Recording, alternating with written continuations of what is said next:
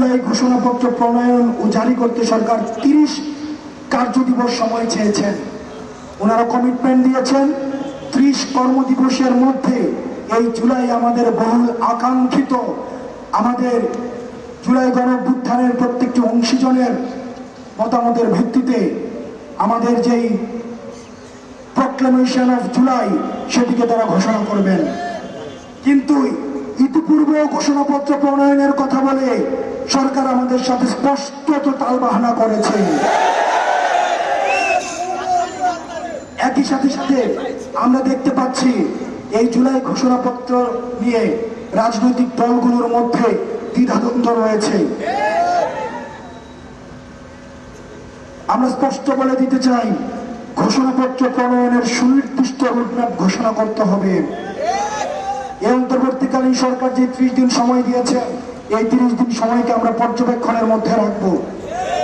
30 কার্য দিবসকে আমরা সবাই এই জুলাইয়ের ঐক্যবদ্ধ শক্তি, আমরা এই ফ্যাসিবাদ বিরোধী ঐক্যবদ্ধ জাতীয় ঐক্যবদ্ধ যে শক্তি রয়েছি, আমাদের নিজেদের মধ্যে বিভিন্ন বিষয়ের মধ্যে পার্থক্য হতে পারে, কিন্তু আওয়ামী লীগের প্রশ্নে আমরা ঐক্যবদ্ধ।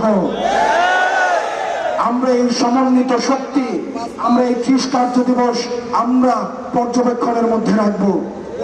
জুলাই ঘোষণাপত্রে রাজনৈতিক জনগোষ্ঠী হিসাবে আমাদের ঐতিহাসিক সংগ্রামের বিবরণ, জুলাই গণহত্যা সহ আওয়ামী ফ্যাসিবাদের শিকার ভুক্তভোগীদের মর্যাদা প্রতিষ্ঠাকরণ, জুলাই যোদ্ধাদের সুরক্ষা ও নিরাপত্তা নিশ্চিতকরণ এবং ফ্যাসিবাদ ব্যবস্থার বিরুদ্ধ ও নতুন রাজনৈতিক বন্দোবস্ত বাস্তবায়নের কথা আবশ্যিকভাবে উল্লেখ করতে হবে।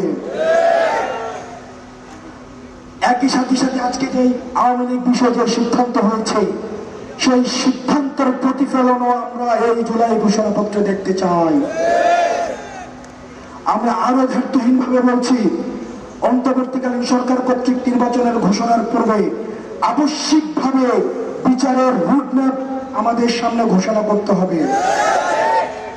চলমান আন্দোলনের মধ্য দিয়ে আওয়ামী লীগ প্রশ্নে জুলাই অভ্যুত্থানে তৈরি হওয়া জাতীয় ঐক্য নবায়নের সুবর্ণ সুযোগ আমাদের জাতির সামনে হাজির হয়েছে। ফ্যাসিবাদ বিরোধী সকল রাজনৈতিক দল, পক্ষ ও মত এবং সরকারকে উপরোক্ত 3টি দাবি পরিপূর্ণ ও যথাযথ বাস্তবায়নে এবং জুলাই ঘোষণাপত্র উপরোক্ত 3টি দাবির যথাযথ প্রতিফলন রাখতে ঐক্যবদ্ধ ভূমিকা পালনের আহ্বান জানাই।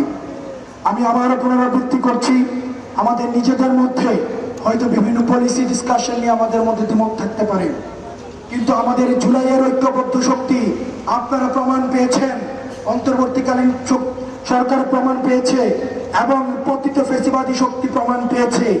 আমাদের নিজেদের মধ্যে পলিসি নিয়ে যতই বিভাজন থাকুক, আওয়ামী লীগের প্রশ্নে আমরা ঐক্যবদ্ধ,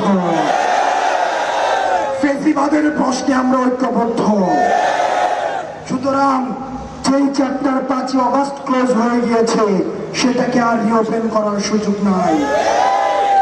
যখনই আপনারা রিওপেন করার চেষ্টা করবেন, তখনই এই জুলাইয়ের ঐক্যবদ্ধ শক্তি আমরা সমন্বিতভাবে আপনাদেরকে প্রতিরোধ করব।